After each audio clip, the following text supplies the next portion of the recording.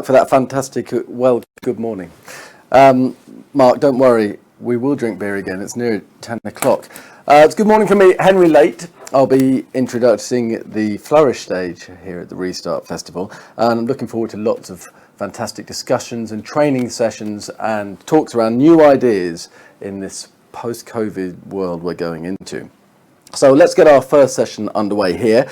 Obviously, 2020 has been a year unlike any other. The fact that we're here doing this virtually, and many of you will be working from home, and shops and bars and restaurants are all running differently in a way we've never known before, and that's created a level of uncertainty that is going to require a new kind of leadership. And so to talk about that now in our first session, I'd like to introduce you to Dr. Will Thomas from the University of Suffolk.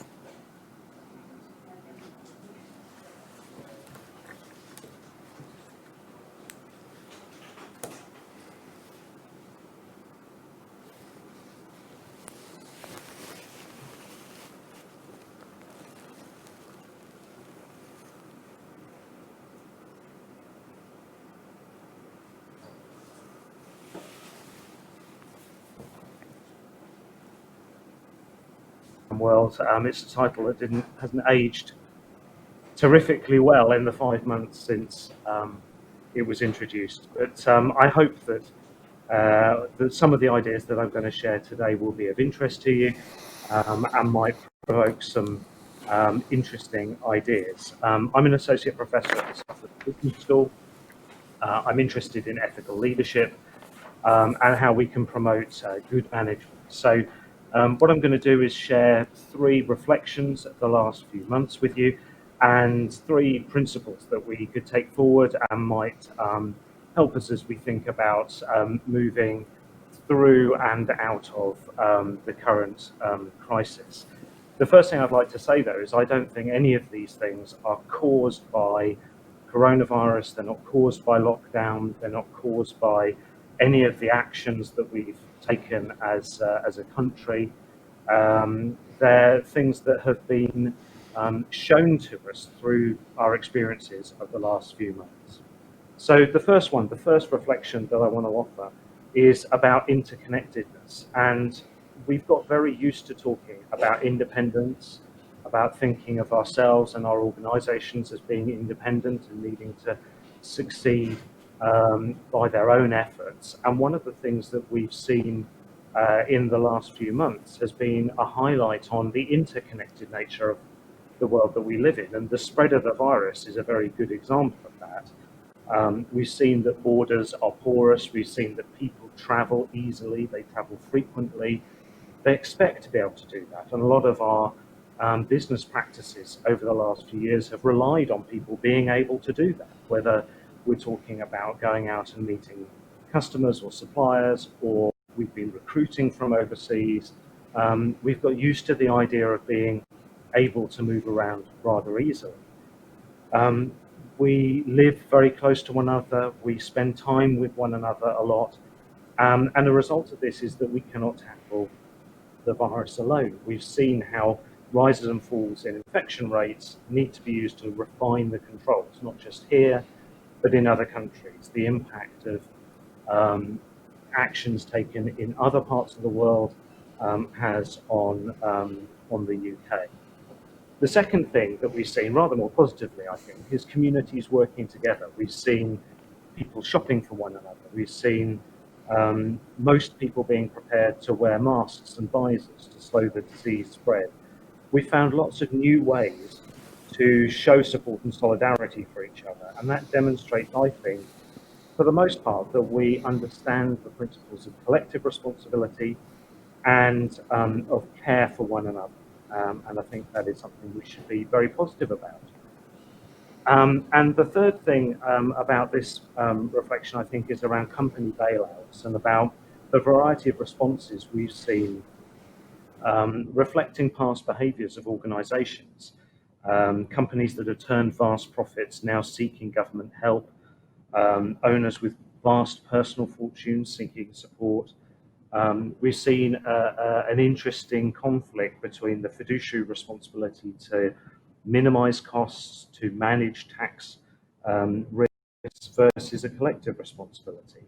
And I think that illustrates for us the relationship between past actions and future actions. And we've started to ask questions about whether companies that have organised their affairs to avoid paying UK taxes should receive support from the UK government.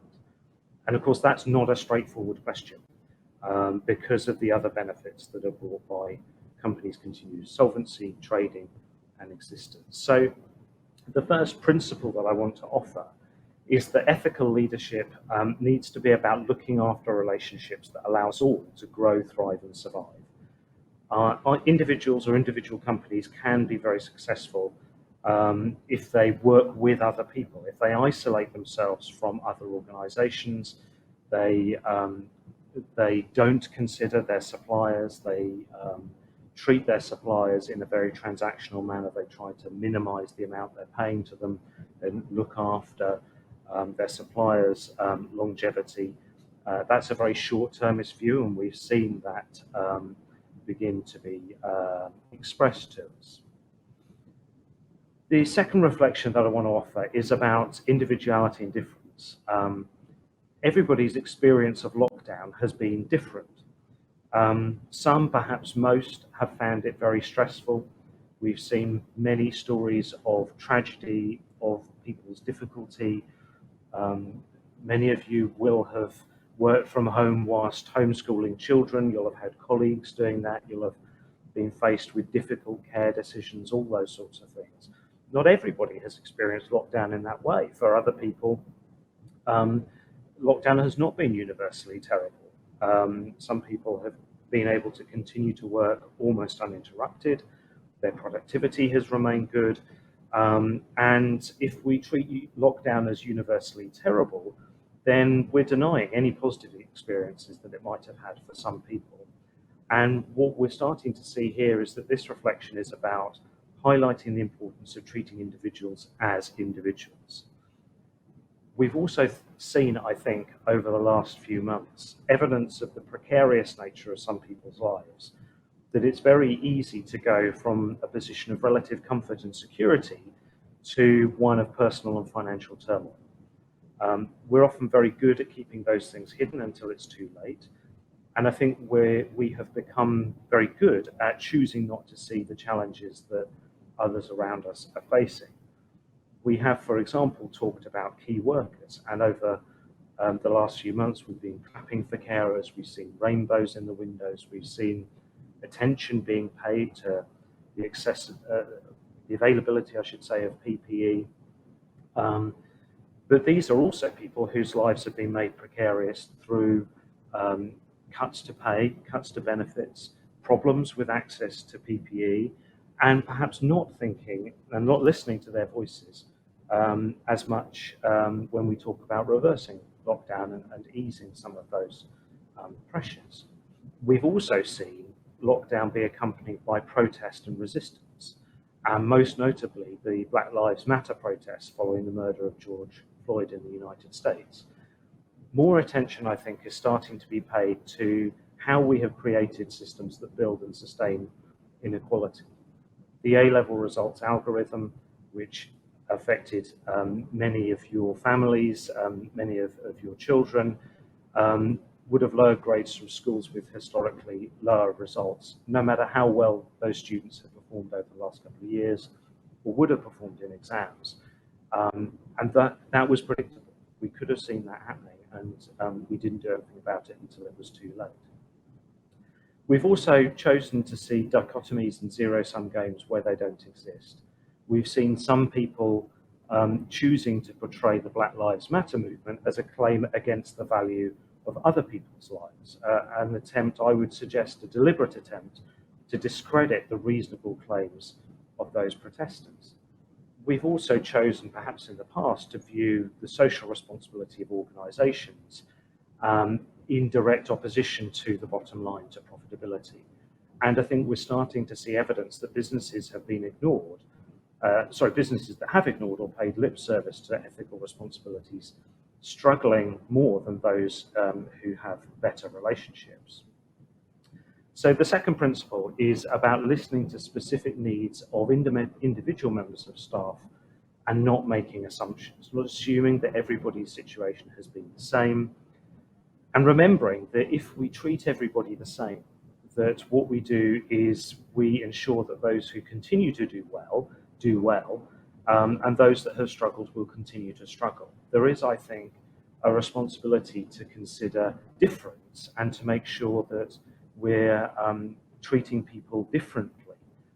So fairness is not about treating people the same. Fairness is about paying attention to specific needs and choosing to engage with staff as individuals and offering individuals individual support and individualized guidance and help. So rules, for example, a rule which said we're not going to work from home, everybody is going to come into the office, while appearing fair because it treats everybody the same, of course ignores the difference between individuals and the individual circumstances of members of staff. So we need leaders to be engaging with individuals on an individual basis and listening to their individual needs. And we need to remember that first principle, that everybody does well if the community, if the organization, if the network of suppliers is doing better. So the more we can do to support them, the better.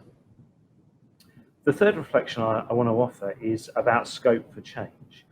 I think we've seen examples of significant changes being made very quickly and reminding us that we can be very quick to dismiss ideas as being too difficult or to set ourselves long timetables for changes that we really ought to make much more quickly from that. For a lot of organisations, including my own, the switch to working from home happened very, very quickly with really very little preparation, but has been much more successful on the whole than I think we anticipated.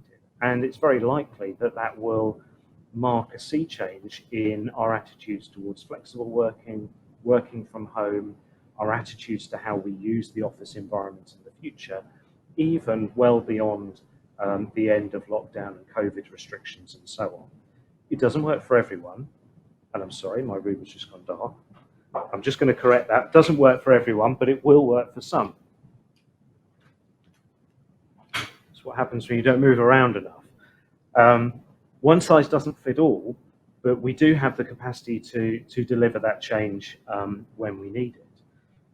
The second thing that I think we've seen is a lot of businesses coming up with creative solutions, and that reminds us that we have this great ability to be innovative, to think about new solutions, and to come up with new ways of staying solvent and keeping our businesses afloat.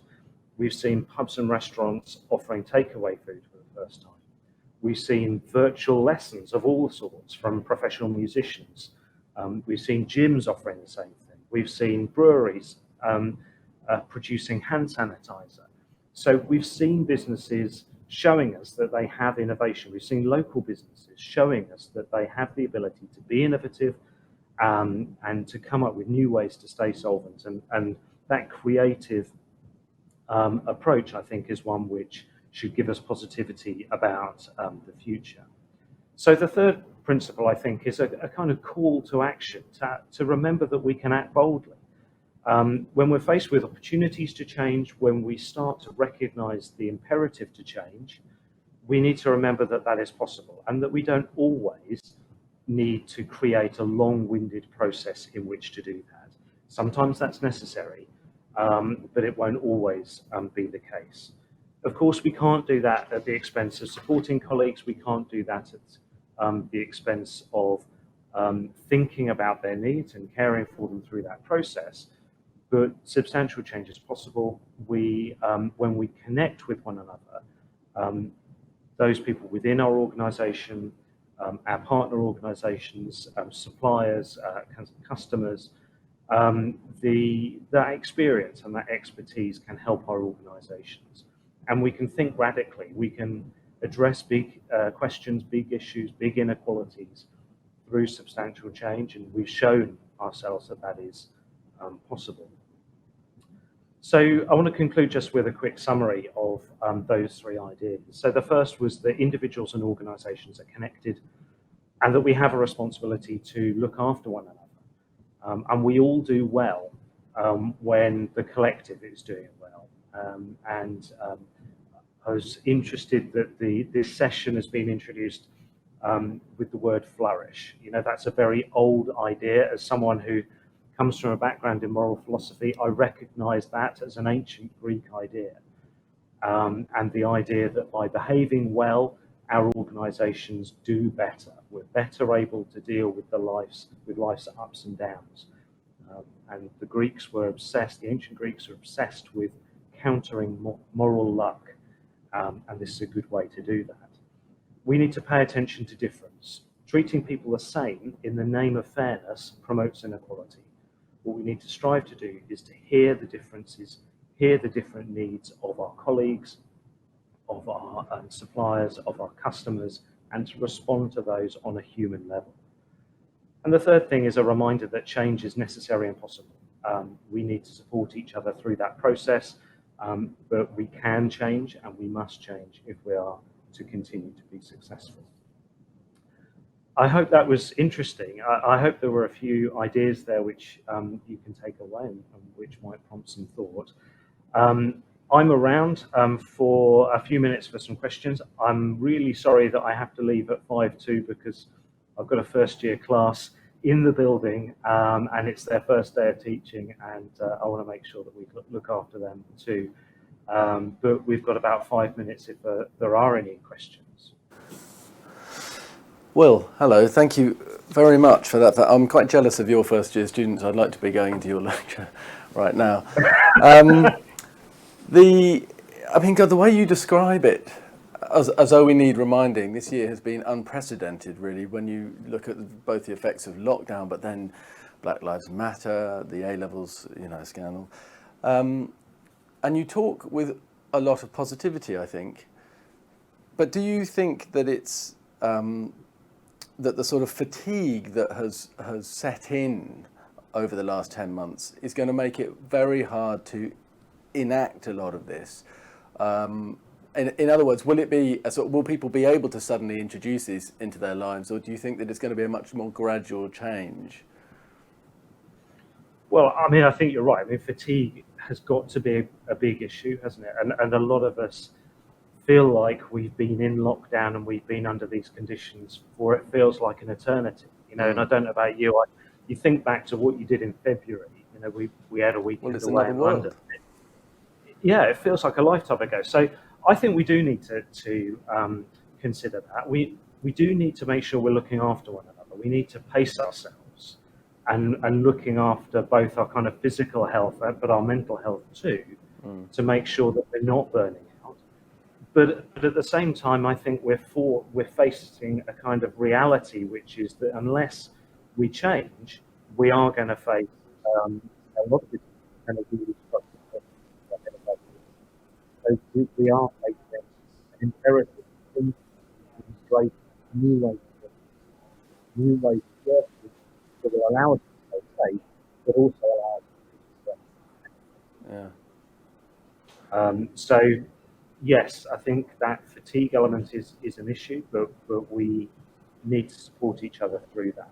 And very briefly, because you've got to go in a minute, can I just ask that you may or may not be aware of this new Netflix documentary, The Social Dilemma, that's just come out and is a fascinating insight into the pros and cons of social media. But we have, part of what has been shown, I think, during this year is that in a way we couldn't have asked for a better time in human progress to have a pandemic like this because of all of this kit, social media, the ability to do stuff virtually. But of course that brings with it, I think, a distancing of communities, which is the exact opposite to what you're talking about. So is there something else there to be worked out, do you think? Yeah, I think we need to be really cautious. I mean, I saw a couple of colleagues today who don't work in my department and so haven't been in any of the meetings that we've had virtually. And we've not seen each other despite working in the same office for months, and it's really nice to see them. So I think we do need to pay attention to to those issues. We set up a group WhatsApp group so we could sort of share not work-related stuff, but just kind of, hi, how you doing today kind of messages. But not everybody's on that. So we need to be aware, yes, the possibilities of this great connected world we have, but also there'll be some people who are not part of that for one reason or another. So I think it is important that we think about those relationships and continue to work to kind of support each other. The other issue around social media, and I don't know others' experience, but for example, I'm on Twitter and almost constantly kind of looking at it and seeing the messages that come through. And there's a risk with that it becomes a kind of, you see the same messages all the time, right? Because you follow people who think like you. Well, that reinforcing of your own worldview, sort of.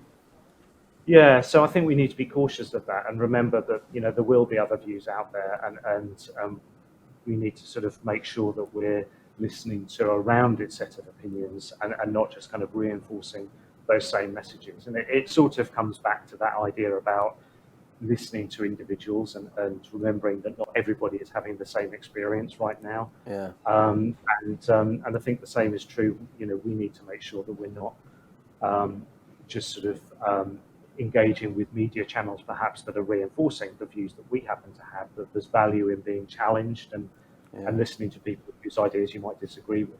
But of course, it's not helped by the fact that you look at some of our leaders and some of the people in Westminster, and the idea of ethical leadership there seems sorely lacking at the moment.